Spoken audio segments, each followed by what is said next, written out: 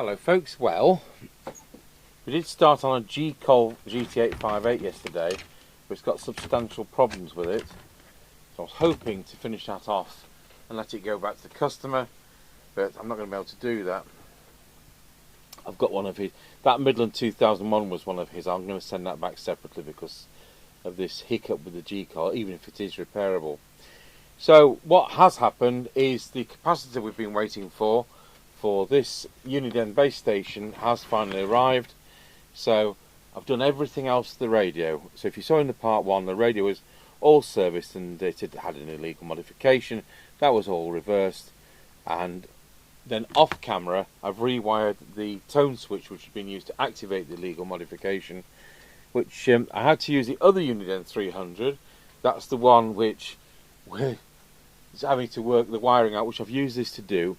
I'm just about there with that. It's been in for a couple of months because I keep picking at it. Anyway, we've just got this capacitor to install. So this has finally arrived. So we're putting 3,300 microfarads in, and it's at 63 volts, not because it needs to be, because what we've taken out is 2,200 at 35 volts. So we're trying up these to 3,300 because it's going to be better for not having hum. I've got these on order from 3 suppliers. This was due 2nd October and it's arrived yesterday, so that's absolutely great. RS Components have got these coming and they're going to deliver in February. Well, it's end of September, so there you go. So I've kind of ordered half a dozen from 3 different suppliers, and these are one. We had a run on these because I know they take some getting, but unfortunately we had so many radios in which needed them that I ran out, and this was a bit of a surprise. And the customer, who was the farming and trucking gentleman from Leicestershire, brought this to help me fix the other one which has been in for 2 months. So all we've got to do is to put this in the right way round. And to help us, because you don't know, because these boards are multi, we know it's come this way out because we've got the remnants of the glue. So even a few weeks later, well, it's about 3 weeks, we know it was in like that, because what the board says doesn't necessarily help you. It does say positive there, but it might refer to something else. So all we've got to do is to get this the right way round. So if positive is there, and there we are. That's why we've ordered this particular type. It's got the right ripple rating and it fits the holes. So it's worth waiting for, because what you don't want to be doing is putting a general purpose capacitor like I'm going to took that out of a radio. That isn't a power supply specific capacitor. So I've got to hold that with one hand while soldering it.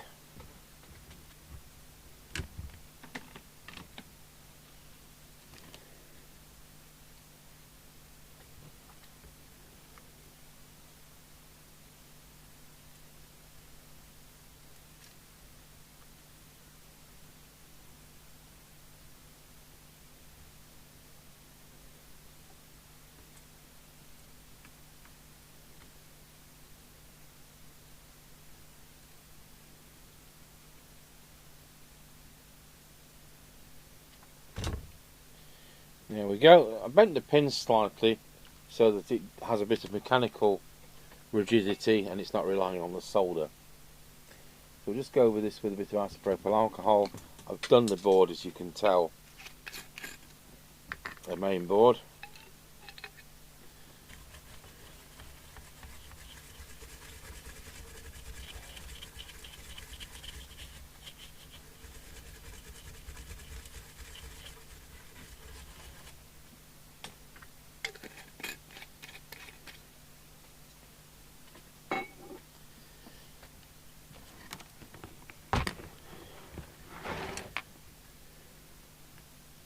So we're triple checking that the glue was there,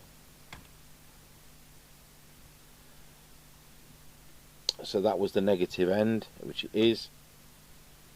So see, this is what happens. You've got 50% bigger capacitor, double the voltage, and it's about the same size. So wiring the switch was, I had to put a yellow wire and a black wire in. The black wire goes to the ground rail there, and the yellow wire goes to that pin. Are these numbered? No, they're not. So you've got a lower one, upper one, the yellow goes there. Because they'd cut them off to do their silly modifications, that had to be introduced. And I wanted it to be the right colour wire. I don't want wrong colour wires because it makes it very, very difficult to put these things back together when people have messed with the colours. So that is it. So recapping what we did, the usual two capacitors for 470 microfarads there, 220 microfarads there, 220 microfarads there. We've done the capacitor in the power supply, the capacitor underneath the power supply, and the big filter capacitor we've been waiting for.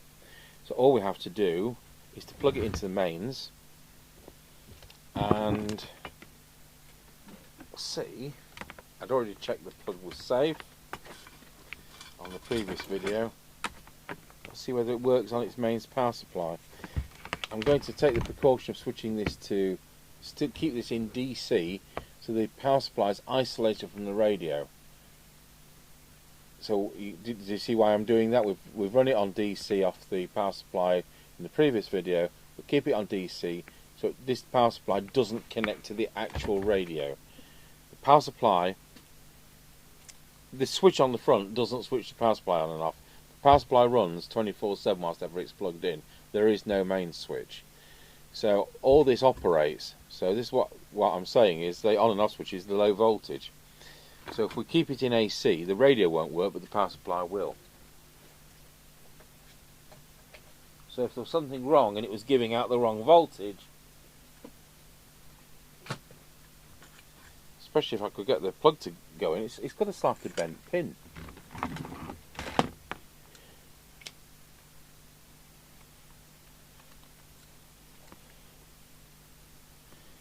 Perhaps somebody's trod on it in bare feet, like a Lego brick.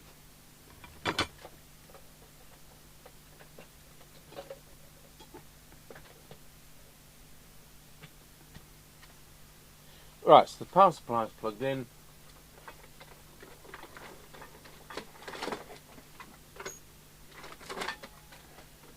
I didn't tell you, I didn't say I knew where the lids were.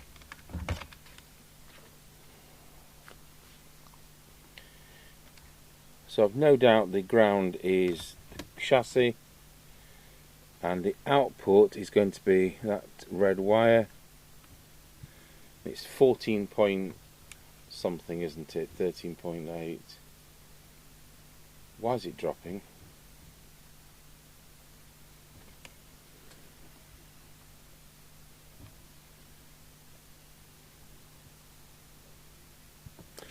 Well, that ain't normal.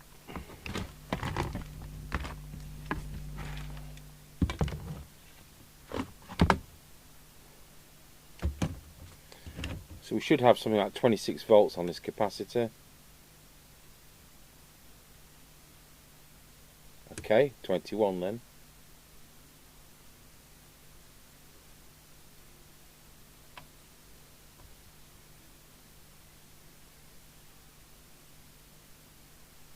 Perhaps chassis isn't. Perhaps chassis is not negative. No, it's not. Okay, me told.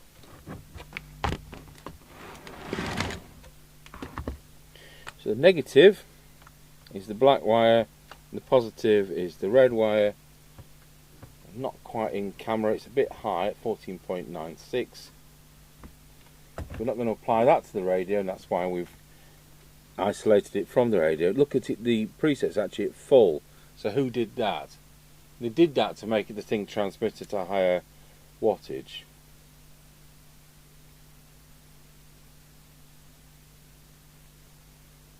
So we'll set it to 13.75, and now I'll switch the actual radio on. If I can find the switch, and we're all lit up. You know what, I'm going to need a mic, aren't I, that says Uniden on it.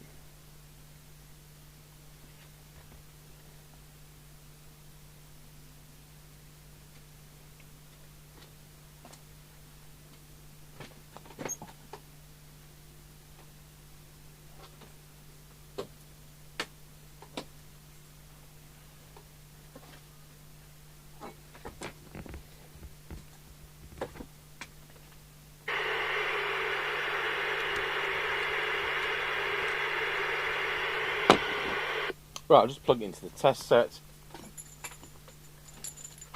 So the only thing we're going to do is check transmit power. Everything's already been done.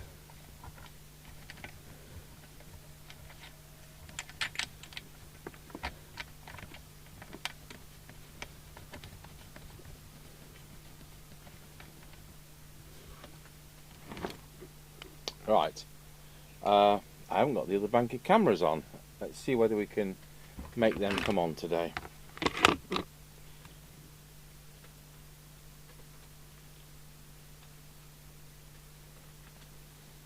We're going to want camera 1.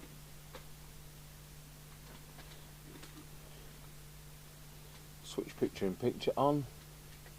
There we go, main meter. So we're on the 3-watt scale, so it should be beyond full scale deflection. It is. Over to the 4-watt scale, it's spot on the 4 watts. That's it, we're done. And out of interest, let's just see what the voltage drop is like. Is that in camera? No, not quite. Just see what the voltage drop is, right, because we saw it was about 13.8. 30.75, transmit, drops to 13.73. That's excellent. Good. So we are done. So that's all we were waiting for. There were 3 things to do to this radio, and I've forgotten. If I can find the right clipboard.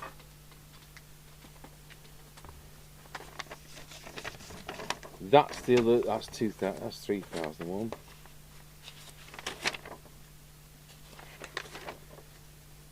Yeah, this is the right clipboard.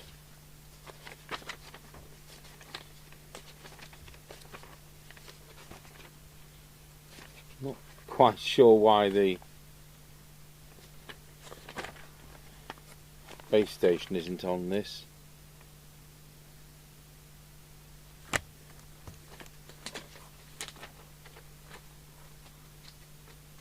It could be on the other clipboard, I suppose. I'm trying, you know, when I've got a customer with 6 or 7 radios, we have different clipboards, of course. But because this didn't get finished,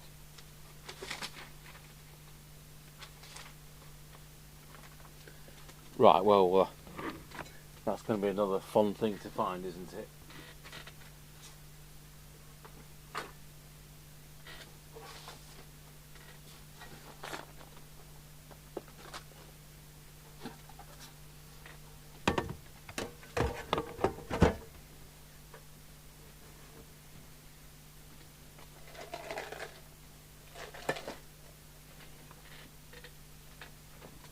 Right, time to put the base plate on. Now I think there was a screw or 2 missing, or I didn't like the screws because I've ordered more screws. So they'll empty out what we've got in the receptacle.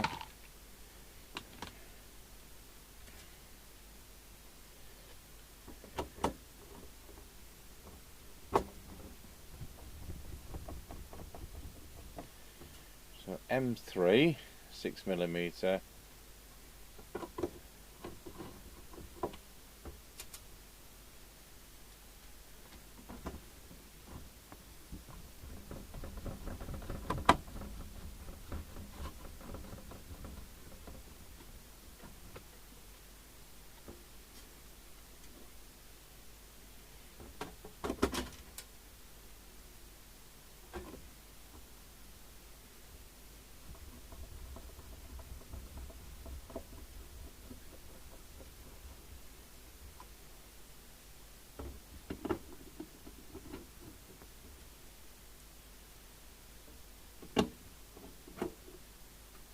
Right, I'll just go and get the new screws that I ordered.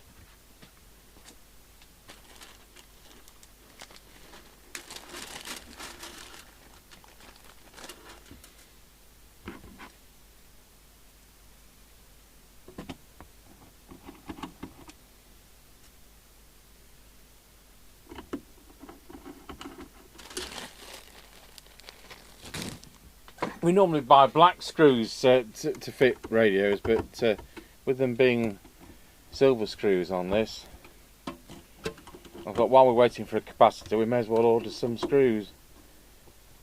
One of these, one was missing and one was slotted.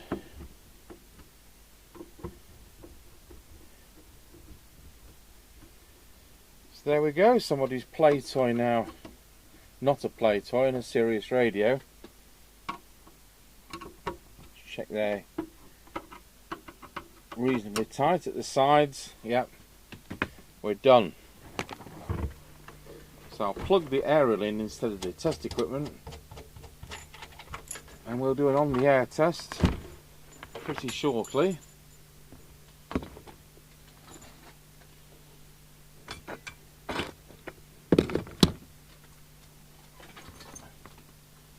So remember, Uniden sets are not as sensitive as Cybernet sets, if that bothers people, but they're less prone to bleed over if that bothers people.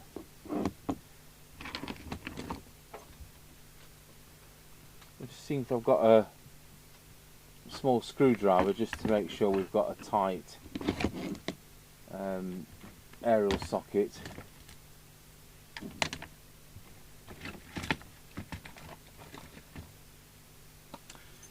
It's on the left side instead of the right.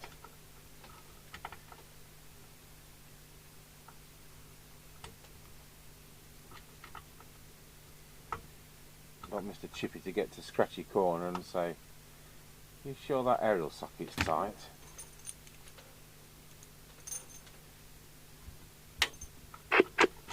So it's very kind of this customer to bring this out of the sequence of radios it's bringing for service, so we could hopefully follow the wiring. And I've done these photos so that we do know what wires go where. So I'll try and hold it so you can see it a bit. I don't want to put it down on the aerial connector, so we'll have it on a bit of an angle. And I'll look. I can't see what I'm doing because it's up here. I'll just make sure these are at full. 19, Roger.